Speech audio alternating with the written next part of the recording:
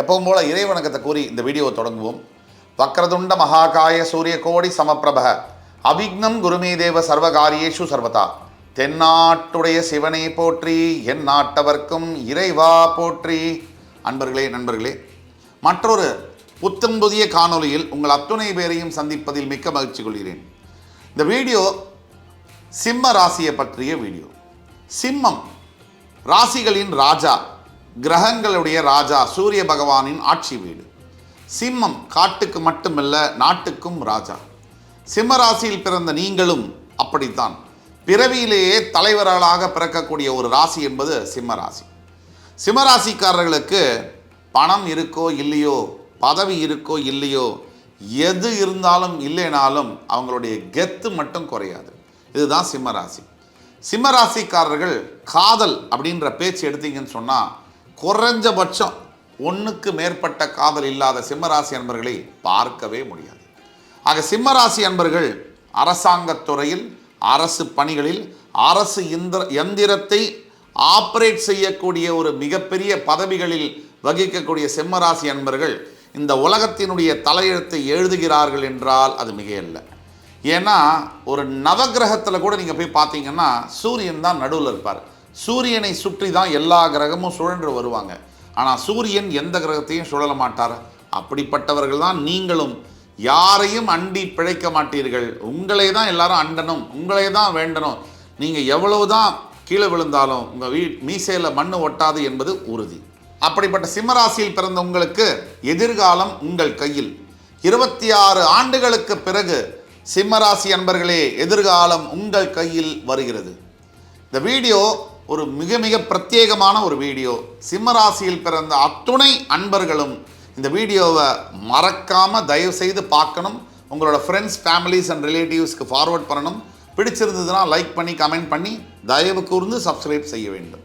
ஆக இந்த வீடியோ உங்கள் வாழ்வை மாற்றும் என்ற நம்பிக்கை உங்களுக்கு இருந்தால் என்னுடன் வாருங்கள். வீடியோக்குள்ளே போகலாம். சிம்ம ராசி. இந்த சிம்ம ராசி என்பவர்களுக்கு சராசரியாக இந்த ராசிக்குள்ளே 3 நட்சத்திரங்கள் எல்லா ராசியும் மாதிரி வரும். மகம், பூரம், உத்தரம். இந்த மகம் என்பது கேதுவுடைய நட்சத்திரம். பூரம் என்பது சுக்கிரனுடைய நட்சத்திரம். உத்திரம் என்பது சூரியனுடைய நட்சத்திரம். அப்போது சிம்ம ராசி சூரியனுடைய வீட்டில் கேது, சுக்கிரன், சூரியனுடைய நட்சத்திரங்கள் வருகிறது. சராசரியாக சிம்ம ராசி மக நட்சத்திரம் 1ஆம் பாதத்தில் பிறக்கக்கூடிய அன்பர்களுக்கு கேதுவுடைய திசை என்பது 7 ஆண்டுகள் நடக்கிறது. அதற்கு அடுத்தபடியாக நீங்கள் பார்த்தீங்கன்னு சொன்னால் சுக்கிர திசையானது 27 ஆண்டுகள் நடக்கிறது. சராசரியாக 27 ஆண்டுகளுக்கு பிறகு நீங்கள் பார்த்தீங்கன்னு சொன்னால் ஒரு சூரிய திசையானது 28 ஆண்டுகள், 27 ஆண்டுகள், 26 ஆண்டுகள் கழித்து வருது. இந்த சூரிய திசை கிருத்திகை நட்சத்திரம் 1ஆம் பாதத்தில் பிறந்தவர்களுக்கு ஒரு 26, அதாவது கிருத்திகை நட்சத்திரத்தில் பிறந்தவங்களுக்கு பிறந்த உடனே வந்துடும். மக நட்சத்திரம் 1ஆம் பாதத்தில் பிறந்தவர்களுக்கு 26வது வயசில் சூரிய திசை வரும். நம்பினால் நம்புங்கள், இது நிஜமான உண்மை. இந்த சூரிய திசையானது சிம்மராசி என்பவர்களுக்கு தன்னுடைய சுய ஜாதகத்தில் இருக்கக்கூடிய சூரியன் குரு பார்வையில் மட்டும் இருந்துட்டாருன்னு சொன்னால் இந்த சூரிய திசை சாதாரண ஏழை குடும்பத்தில் குடிசேல பிறந்த சிம்மராசி அன்பரை ஒரு கோபுரத்தில், மாளிகையில் உட்கார வைத்து, சிம்மாசனத்தில் உட்கார வைத்து அழகு பார்க்கும் என்றால் அது மிக இல்லை. 27 ஆண்டுகளுக்கு பிறகு எதிர்காலம் என்பது உங்கள் கையில் வந்து விழும். எப்படின்னு கேட்டிங்கன்னா, உதவிக்கு அடுத்தவரை பார்த்து இறக்கப்படுவதில் உங்களை அடிச்சுக்க எந்த ராசிக்காரராலையும் முடியாது. அதே மாதிரி நீங்கள் ஒருத்தர் மேலே கோபம் உங்களுக்கு வந்துருச்சுன்னு சொன்னால், பழி வாங்கக்கூடிய எண்ணங்கள் வந்துருச்சுன்னு சொன்னால் அதையும் யாராலையும் தடுக்க முடியாது. அப்படிப்பட்ட மிகப்பெரிய உள்ளம் உள்ள சிம்மராசி அன்பர்கள். இந்த உயர்ந்த உள்ளம் அப்படின்னா கமல்ஹாசன் கூட ஒரு படம் நடிச்சிருப்பார். அந்த படத்துடைய ஹீரோ எல்லா சிம்மராசி அன்பர்கள் மட்டும்தான். அப்படிப்பட்ட நீங்கள் உங்களுடைய 26ஆம் வயதில் மக நட்சத்திரத்தின் முதல் பாதத்தில் பிறந்தவர்களுக்கு 26 வயது, கொஞ்சம் 2ஆம் பாதம், 3ஆம் பாதம், 4ஆம் பாதத்தில் பிறந்தவங்களுக்கு வயசு கொஞ்சம் கம்மியாகிட்டே போகும். 2.5 ஆண்டுகள் கம்மி செய்து கொண்டே போகலாம். ஆக நீங்கள் ஒரு சராசரியாக 25-26 ஆண்டுகளுக்கு பிறகு சூரிய திசை ஓரளவுக்கு சூரியன் உங்களுடைய பிறப்பு ஜாதகத்தில் நல்லபடியாக இருக்காருன்னு சொன்னீங்கன்னா உங்களை அடித்து கொள்ள யாராலும் முடியாது. மிகப்பெரிய பதவிகளில் உட்கார வைக்கும் சார். பதவிகளில் உட்கார வச்சுருக்கோம். அந்த பதவிகளின் மூலியமாக 10 பைசா யாரும் மதிக்காத ஒரு ஆளை கூட இந்த உலகமே பார்த்து குட் மார்னிங் சார் எப்படி இருக்கீங்க, அவங்க எழுந்து நிற்கக்கூடிய அளவுக்கு சடனாக லைஃப்பில் மிகப்பெரிய சேஞ்சஸ் இருக்கும். வீடு, காரு, பதவி, சமூகத்தில் அந்தஸ்து, அங்கீகாரம், இதெல்லாம் நோ டைம், ரொம்ப விரல் சொடுக்கக்கூடிய நேரத்தில் இதெல்லாம் நடக்கும். இதை தவிர சிம்மராசி அன்பர்கள்ட்ட என்ன ப்ளஸ் பாயிண்ட்டு, என்ன மைனஸ் பாயிண்ட்டு, எங்கே சரியாக இருக்கணும், இந்த சூரிய திசை வந்தால் எதை செய்யணும் செய்யக்கூடாது அப்படிங்கிறத பற்றி பேசுவோம். சிம்மராசி அன்பர்களை பொறுத்த வரைக்கும் ப்ளஸ் பாயிண்ட் அடுத்தவர்களுக்கு உதவி செய்ய வேண்டும், எல்லோரும் வேணும் அப்படின்னு நினைக்கிற மனசு தான் சிம்மராசி.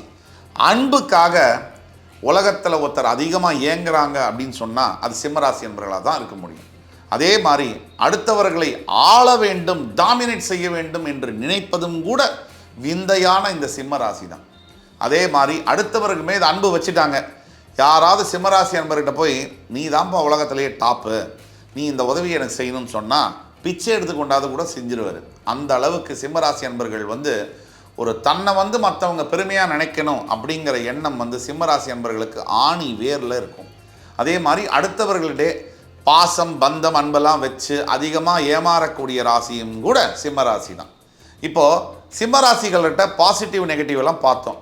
இந்த சிம்மராசி அன்பர்களுக்கு சூரிய திசை வரும்பொழுது என்னெல்லாம் நடக்கும் அப்படிங்கிறத பற்றியும் பார்த்தோம். வாழ்க்கையில் ரொம்ப முக்கியமான விஷயங்கள் சிம்மராசி அன்பர்கள் எதை கடைபிடிக்கணும் அப்படின்னு பார்த்தீங்கன்னா, முதல்ல சிம்மராசி அன்பர்கள் ரொம்ப எமோஷன் ஆகிறத தவிர்க்கணும், ஃபஸ்ட்டு பாயிண்ட்டு. அப்புறம் யாரை பார்த்தாலும் சிம்மராசி அன்பர்கள் அவங்க என்ன சட்டை போட்டிருக்காங்க, என்ன மச்சம் இருக்குது, எல்லாம் ஓப்பனாக அப்படியே பேசிடுவாங்க. அதெல்லாம் தவிர்க்கணும். யாரை பார்த்தாலும் லொடலுடன் எல்லாம் தன்னுடைய பர்சனல் மேட்ரு, தன்னோட சொந்த விஷயங்கள், பேங்க் அக்கௌண்ட் நம்பரு, பாஸ்வேர்டு எல்லாத்தையும் சொல்லக்கூடியவங்க தான் சிம்மராசி அன்பர்கள். அதை முதல்ல தவிர்க்கணும். நீங்கள் நினச்சிக்கிறீங்க ஆஹா நம்ம நல்ல முன்னுக்கு வரோம், நம்ம இதை போய் சொன்னால் அவங்க சந்தோஷப்படுவாங்கன்னு. உங்களை மாதிரி சொல்ல முடியாது, அந்த மாதிரி இருக்க முடியாது. அதாவது யாருமே இந்த உலகத்தில் யதார்த்தத்தில் உங்களுடைய வளர்ச்சியை பார்த்து சந்தோஷப்படுற ஆள் இன்னும் பிறக்கலை, இனிமேல் பிறக்கவும் முடியாது. அப்படி ஒரு ஆள் சந்தோஷப்பட முடியும்னு சொன்னால் அது உங்களுடைய அம்மா, உங்களுடைய அப்பா, உண்மையாக இருக்கக்கூடிய கணவன் அண்டு மனைவி, இவங்க மட்டும்தான். ஆக நீங்கள் என்ன பண்ணணும், நாக்கை கட்டுப்படுத்தணும். சிம்மராசி என்பர்கள் 10 வார்த்தையில் ஒரு வார்த்தை தான் பேசணும். அது ரொம்ப கஷ்டங்க உங்களுக்கு, இருந்தாலும் முயற்சி பண்ணணும். வாழ்க்கை நல்லா இருக்கணும் இல்லையா, அப்போ முயற்சி பண்ண தான் வேணும். அதே மாதிரி சிம்மராசி என்பர்களுக்கு கணவன் மனைவி சரியாக அமையாத சிம்மராசி என்பர்கள் லட்சத்தில் 99,999 பேர் இருப்பாங்க. ஏன்னா சிம்மராசிக்கு 7ஆம் இடம் கும்பராசி, அதுக்கு அதிபதி சனி. அதனால் ஒரு பையன் சிம்மராசியில் இருந்தான்னா பொண்ணு பார்த்தீங்கன்னா டே 1 ஆஃப் மேரேஜ்லேருந்தே இவருக்கு என்னென்ன பிடிக்காதோ அதெல்லாம் பேசுவாங்க, என்னென்ன பிடிக்காதோ அதெல்லாம் செய்வாங்க. இதெல்லாம் சிம்மராசி அனுபவித்து கொண்டிருக்கக்கூடிய அவஸ்தைகள். அதே மாதிரி இன்னொரு விஷயம் என்னன்னு கேட்டிங்கன்னா, சிம்மராசி அன்பர்களுக்கு அப்பாவுக்கும் ஆகவே ஆகாது. இது ஒரு விந்தையான விஷயம். பாசம் இருக்கும் அப்பா மேலே, ஆனால் சிம்மராசி அன்பர்களோட அப்பா பார்த்தீங்கன்னு சொன்னால் சிம்மராசியோட டகஃபோர் ஆகும், 2 பேருக்கும் தகராறு ஆகும். ஏன்னா சிம்மராசி யார், ஒரு உரைக்குள்ளே ஒரு கத்தி தான் இருக்க முடியும் அப்படின்னு நினைக்கிறது தான் சிம்மராசியோடைய முதல் குணாதிசயம். அப்போ அப்பா என்ன சொல்லுவார், டேய் அதை பண்ணுறா, டேய் எனக்கு தெரியும்டா. சிம்மராசி கிட்ட போய் எனக்கு தெரியும், நான் உனக்கு சொல்கிறேன், நீ அதை கேளு அப்படின்னு சொல்லிட்டா அவங்களுடைய ஜென்ம விரோதி நீங்கள் தான்.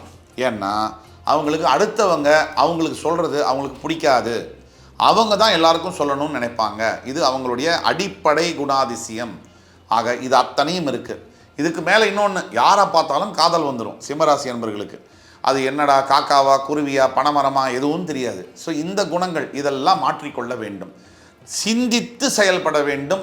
ஒரு தடவைக்கு 10 தடவை சிந்தனை செய்ய வேண்டும். உங்கள் சிந்தனையும் அதே மாதிரி சிம்மராசி என்பவர்கள் உழைக்கிறதுக்குன்னா நீங்கள் தான் பேர் போடுங்க. உழைப்புக்கெல்லாம் கொஞ்சம் கூட தயங்க மாட்டாங்க சிம்மராசி என்பவர்கள். படுத்துக்கிட்டே இருக்குது, வேலை செஞ்சால் செஞ்சுக்கிட்டே இருக்குது. இந்த சிம்மராசி என்பவர்கள் பிரகாசமாக இருப்பீங்க.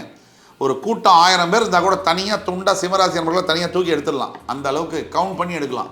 அதன் பிரகாசமாக இருப்பாங்க. அதே மாதிரி அறிவும் சரி, செயலும் சரி, ரொம்ப திறனோடையும் பிரைட்டாக இருக்கும். ஆக சிம்மராசி நண்பர்கள் இந்த சூரிய திசையை உங்களுக்கு 26, 27 வயசு ஆகுது, சூரிய திசை நடக்குது, சந்திர திசை நடக்குது, இல்லை செவ்வாய் திசை நடக்குதுன்னு சொன்னீங்கன்னா உங்கள் தனிப்பட்ட ஜாதகத்தில் 26 ஆண்டுகளுக்கு பிறகு உங்களுக்கு வாழ்க்கை உங்கள் கையில் சேரப்போகுதுன்னு தான் அர்த்தம். என்னென்ன நடக்கும், சூரிய திசை ஓரளவுக்கு சூரியன் சுபத்துவமாக இருக்கார், சந்திரன் சுபத்துவமாக இருக்கார், செவ்வாய் சுபத்துவமாக இருக்கார். என்ன நடக்கும் அப்படின்னா, பிச்சைக்காரராக இருக்கக்கூடிய ஒருத்தர் பெருமாளாக மாறிடுவார். இதுதான் உண்மை. அதாவது எதிர்பார்க்கவே முடியாத, நினைக்கவே முடியாத, கற்பனைக்கு எட்டாத உயரங்களை ரொம்ப சர்வ சாதாரணமாக கண் முன்னாடி வந்து உட்கார வைக்கும் அப்படின்னா அது மிக இல்லை. ஆகக்கூடி 26 ஆண்டுகளுக்கு பிறகு சிம்மராசியில் மக நட்சத்திரம் 1ஆம் பாதத்தில் பிறந்த அன்பர்களுக்காக இருக்கட்டும், இல்லை மக நட்சத்திரம் 1, 2, 3, 4 பாதங்கள், பூர நட்சத்திரம் 1, 2, 3, 4 பாதங்கள், உத்திர நட்சத்திரம் 1ஆம் பாதத்தில் வரைக்கும் இருக்கக்கூடிய சிம்மராசி அன்பர்களாக இருக்கட்டும், தன்னுடைய வாழ்க்கையில் கிட்டத்தட்ட ஒரு 25-30 வயசு வரும்போது மிகப்பெரிய உயரங்களை தொட்டே தீருகிறார்கள். இது அவங்களுடைய பாக்கியம். தவிர பூர நட்சத்திரத்தில் பிறந்த சிம்மராசி அன்பர்களுக்கு இளம் வயதில் கொடூரமான கஷ்டங்களை அனுபவிக்கிறார்கள். அதாவது ஒரு சைல்டுஹுட் அப்படிங்கிறது நிம்மதியாகவே இருக்காது. ஒன்று அப்பா அம்மா சண்டை போட்டுட்டு போயிடுவாங்க, சிங்கிள் பேரண்ட் ஆயிடுவாங்க, இல்லை ஸ்கூலில் போட்டு வாட்டி வதச்சி எடுத்துருவாங்க, இல்லைன்னா ஹாஸ்டலில் கொண்டு போய் விடுவாங்க. இந்த பையனுக்கு வந்து வீட்டில் இருக்கிறது தான் பிடிக்கும், இது எதுவுமே இல்லைன்னா உடல் ஆரோக்கியத்தில் பிரச்சனை பண்ணும், இப்படி ஆதரவு இல்லாத நிலை இருக்கும், வறுமையின் வாட்டுதல் இருக்கும். இதெல்லாம் அனுபவித்து தான் பூரன் நட்சத்திரத்தில் பிறந்தவங்களுக்கு குட்டி சுக்கிர தசை வரும்போது படாத பாடுபடுத்தி தன்னுடைய வாழ்க்கையில் 25-30 வயசுக்கு அப்புறம் அவங்கள மிகப்பெரிய உயரத்தில் உட்கார வைக்குது. இதுதான் உண்மை. ஆக சிம்மராசி அன்பர்கள் சராசரியாக 26 ஆண்டுகளுக்கு பிறகு நீங்கள் பிறந்து 26-27 ஆண்டுகளுக்கு பிறகு நீங்கள் பார்த்தீங்கன்னு சொன்னால் உங்கள் வாழ்க்கையில் உங்கள் கையில் வந்து உட்கார்ந்ததே தீரும். இது நிச்சயம். இந்த நொடியில் நாம் பேசிக்கொண்டிருக்கின்ற இந்த வேளையில் சிம்மராசி அன்பர்கள் இதை பார்த்து கொண்டிருக்கோங்க. 25 முதல் 35-40 வயது வரை இருக்கக்கூடிய சிம்மராசி அன்பர்களுக்கு நல்லது நடக்கணும்னா உங்களுக்கு முதல்ல அசாத்திய நம்பிக்கை தன்னால் இருக்குது. அதுக்கு மேலே இறை நம்பிக்கையை, கள்ளங்கபடம் இல்லாத நம்பிக்கையை இன்னும் அதிகப்படுத்தணும். அது மட்டும் இல்லாமல் உங்களுக்கு தீராத முயற்சி உங்களுக்கு தேவைப்படும். அது கண்டிப்பாக வேணும், கண்டிப்பாக நடக்கும். என்ன பண்ணணும்னு சொன்னால் நீங்கள் ஆதித்ய பகவான், அதாவது சூரிய பகவானுக்கு பிடித்த ஆதித்ய ஹிருதயம் அப்படின்னு சொல்லக்கூடிய ஸ்லோகத்தை வந்து நீங்கள் டெய்லி காலையில் ஒரு 6:30 மணிக்கு முன்னாடி எழுந்து குளிச்சுட்டு சுவாமிக்கு வந்து பாராயணம் செஞ்சீங்கன்னு சொன்னால் உங்கள் வாழ்க்கையில் உங்களை யாரும் கிட்ட கூட நெருங்க முடியாது, உங்களை அசைக்க முடியாத வெற்றிகளை குவித்தே தீரும் என்று கூறி அடுத்து வரும் காணொளியில் என் உயிரினும் மேலான சிம்மராசி அன்பர்களே உங்கள் அத்துணை பேரையும் சந்திப்பதில் மிக்க மகிழ்ச்சி கொள்கிறேன். நன்றி, வணக்கம், வாழ்க வளமுடன்.